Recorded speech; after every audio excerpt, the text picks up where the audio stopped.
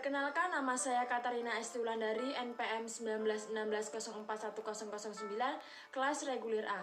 Di sini saya akan memaparkan analisis tentang tema tantangan reformasi administrasi publik dengan judul Penataan Sumber Daya Manusia pada Reformasi Birokrasi.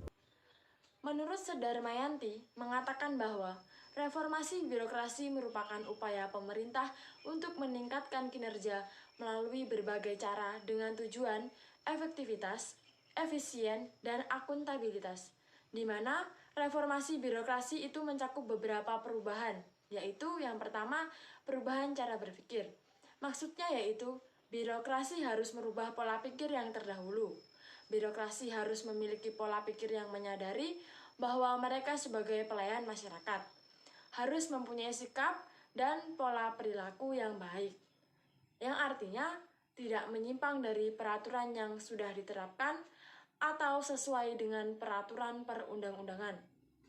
Yang kedua yaitu perubahan penguasa menjadi pelayan. Maksudnya yaitu birokrasi harus merubah sikap mereka karena yang dapat kita ketahui selama ini bahwa birokrasi selalu menganggap bahwa mereka adalah penguasa, dikarenakan memiliki jabatan yang tinggi dibanding dengan masyarakat, sehingga mereka beranggapan bahwa mereka adalah penguasa yang harus selalu dihormati.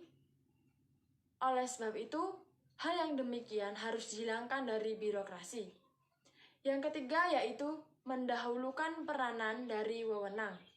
Perubahan yang dimaksud yaitu birokrasi harus selalu mengutamakan peranannya sebagai pelayan masyarakat. Harus mampu melayani masyarakat dengan baik, dengan mengenyampingkan wewenangnya sebagai pejabat atau pegawai pemerintah. Yang keempat yaitu tidak berpikir hasil produksi tapi hasil akhir. Perubahan yang dimaksud adalah birokrasi harus selalu mengutamakan hasil akhir dari pelayanan yang diberikan kepada masyarakat seperti menciptakan kepuasan bagi masyarakat. Yang kelima, perubahan manajemen kinerja. Maksud dari perubahan manajemen kinerja ini yaitu merubah manajemen kinerja birokrasi agar menjadi lebih efektif dibandingkan yang sebelumnya.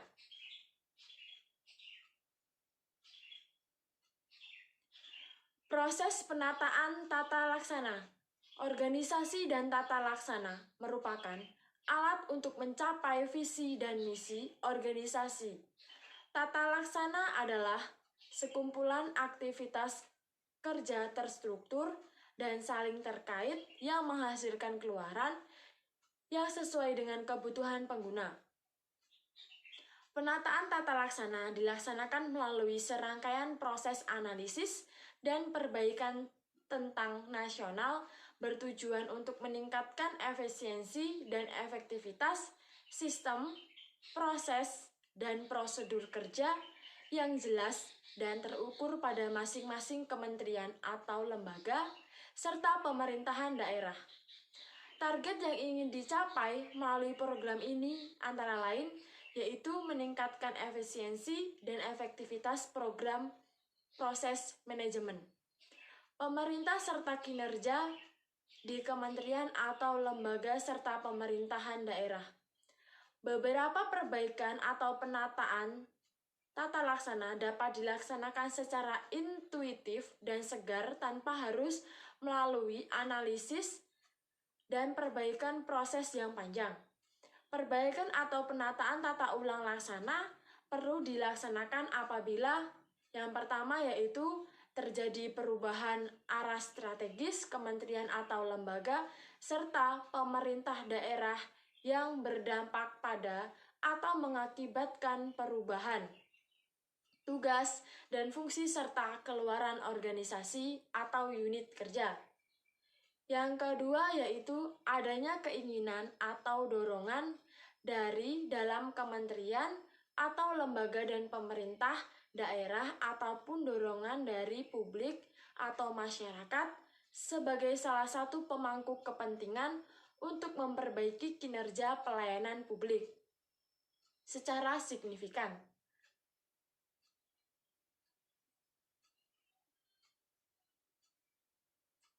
Terdapat beberapa tantangan yang harus diselesaikan, yaitu diantaranya yang pertama, masih rendahnya komitmen dari pimpinan instansi, baik di tingkat pemerintah pusat maupun di tingkat pemerintah daerah, dalam upaya untuk melakukan pencegahan dan pemberantasan tindak pidana korupsi.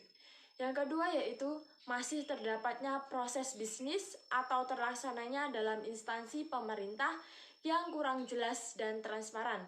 Banyak hal yang seharusnya dilaksanakan dengan cepat seringkali harus berjalan tanpa proses yang pasti disebabkan tidak terdapatnya sistem tata laksana yang baik. Hal tersebut kemudian mendorong terciptanya perilaku hierarkis, feodal, dan kurang kreatif pada birokrasi atau aparatur. Yang ketiga yaitu manajemen kinerja pemerintah yang belum dilaksanakan secara maksimal. Penerapan tata kelola pemerintah yang belum sepenuhnya diterapkan. Yang keempat yaitu manajemen sumber daya manusia yang belum berjalan baik. Oleh sebab itu, perubahan pada sistem dapat terlaksana sangat diperlukan dalam rangka mendorong efisiensi penyelenggaraan pemerintah dan pelayanan serta untuk mengubah mental aparatur.